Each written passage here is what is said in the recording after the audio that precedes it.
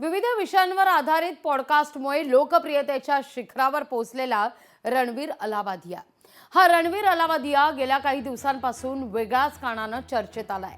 रणवीरनं India got talent या शोमध्ये हजेरी लावली होती। यावेळी त्यानं आक्षेपार्ह विधान केलंय। हा व्हिडिओ मोठ्या प्रमाणावर व्हायरल झालाय। यानंतर रणवीर अलाहाबादियानं विविध राज्यात त्याच्या विरोधात दाखल केलेल्या तक्रारी विरोधात सर्वोच्च न्यायालयात सुद्धा धाव घेतली आहे।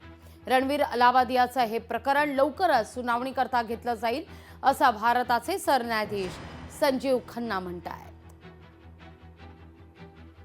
रणवीर अलाहाबादिया प्रकरणी ऑलरेडी पोलिसांची चौकशी चालू आहे।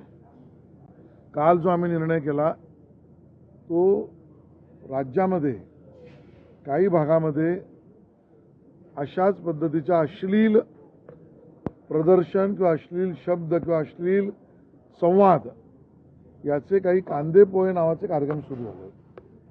ते थिएटरमध्ये तिकीट लावून होत आहेत आणि त्यामुळे आपल्या नाट्यगृहामध्ये तिकीट लावून कांदे पोहे सारख्या अशा अश्लील पद्धतीचे कार्यक्रम होत असतील आणि त्याला रंगभूमी मंडळाची परवानगी नसेल तर त्याच्यावर तातडीने कारवाई करा असे आदेश मी दिले। लोकशाही मराठी ऐका, पहा, जागरूक रहा।